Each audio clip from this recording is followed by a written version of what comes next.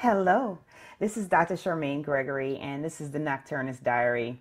Super cash today. I'm wearing a cap and a t-shirt, so I hope that does not deter you from listening, because I wanted to talk with you today about this second night shift mom doctor story, which is going to be entitled When the Doctor Faints.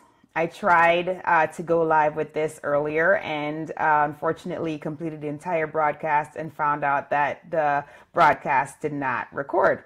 So here we go again. So today I wanted to talk with you about when the doctor faints. In medicine, a lot of times what happens is we are conditioned as physicians and providers, servers of patients, to push through our physical needs and still do our jobs. So during training, we are used to, which is a little unfortunate, working with full bladders and illnesses and still pushing through and making it happen and having the grit to continue. This is something that is carried over when we become attending doctors. And one of the classic examples in my personal life where this was true is I had a particularly grueling shift where we had high acuity, which means very ill patients were coming in that needed to be taken care of. And I had not had anything to drink and I had nothing to eat for many hours. And I was expecting my body to perform at top form despite the fact that I had not provided it with any adequate fuel. So I had a procedure that I was doing. It's called an incision and drainage, which means that when there is a pocket of pus in the body, it has to be opened up and drained. So I had a patient who unfortunately needed this procedure done. So imagine I'm in this room. I am wearing a mask. I have a surgical hat on. I'm gowned and gloved, and I am getting ready to do this procedure. The door is closed to provide privacy for my patient, and it's very warm in there. And so I incise the area, and lots of purulent material does come through. Hey, Nancy, thanks for joining. This is a little bit graphic, so I apologize. And the aroma of that material was pretty intense. And this is on an empty stomach, no fuel. Hi, Leah. No fuel, no hydration. I'm doing this procedure. Highly redolent material is coming out and the room is closed. I am hot and I literally almost fall on my patient. Hey, Manny. I know. Ew. I literally almost fall on my patient. I got extremely lightheaded. The tunnel vision was happening. I got really hot, really sweaty, and literally almost fell on her. And I am telling you this because that is not something that I'm proud of. I'm telling you this because that happened. That cascade of events that led up to me almost fainting on this poor lady was because I did not take care of myself first. I did not make sure that I was adequately hydrated and that I was adequately fed in order to make the good decision of not falling on her and not passing out while I am supposed to be the provider taking care of her. So a lot of times we don't, as providers to our patients, think about the fact that we need to have a full cup in order to be able to give to others. In order for us to serve our patients, we literally have to have our cups full. So we need to be on top form with our nutrition and with our hydration and making sure that we take care of ourselves.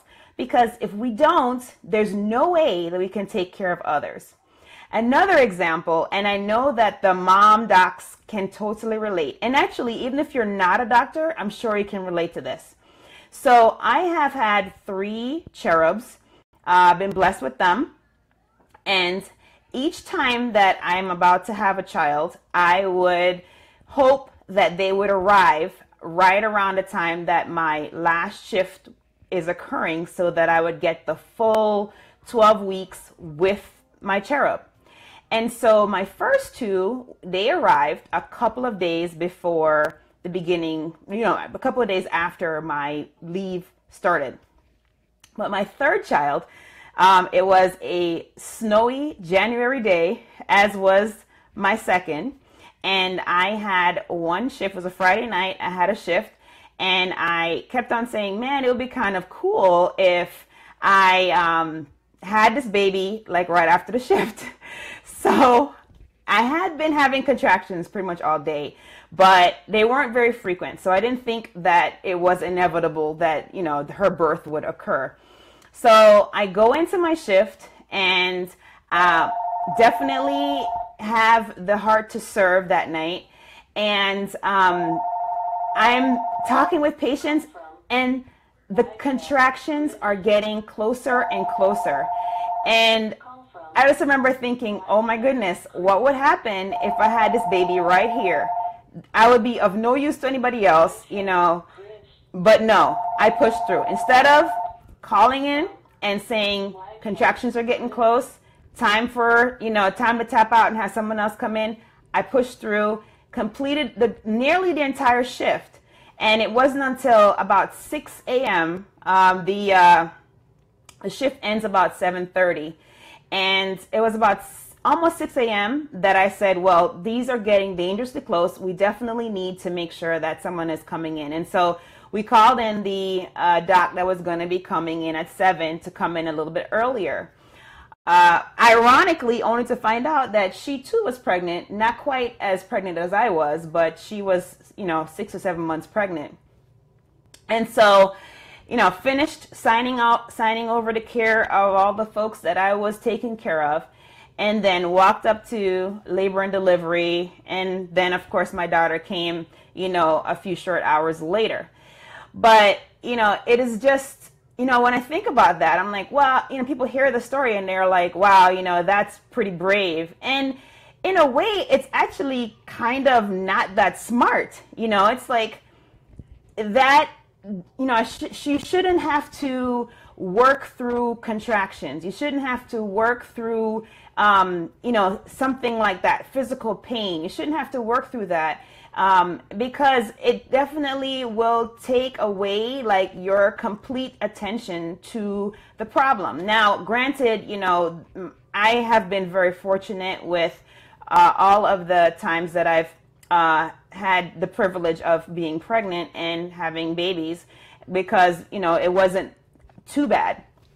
But it's still, something that we have the mentality that we can just battle through no matter what. We could arrive to work vomiting, and we literally will go into a room and have a nurse put an IV in, give us medicines to take care of the nausea and the vomiting, and give us a bag of fluid, and then get back to work. And though I appreciate that love for serving and that love for caring, it still is a commentary on how we don't necessarily take care of ourselves and make sure that our cup is full before we serve others. And so I tell you these stories just to let you be aware that we as providers, whether you are in healthcare or you're in some other field where you're serving other people, we as providers need to take care of ourselves in order for us to be able to serve others. If our cup is not full, there's no way that we can help other people with what they need from us. So I hope that you will look to taking care of you to make sure that you are in top form to take care of those in your life, whether it be your children, your family, your customers, whomever it is. Make sure your cup's full first. Okay? So that is the message. This doctor did almost faint, but since then I make sure that I have enough liquid and enough food during my shift, and I take breaks when I need, mental breaks when I need as well, to ensure that I am performing at 100% for each and every person that's coming to see me on the worst day of their life. Because I want to make sure that I can make a difference in their lives to the best of my ability.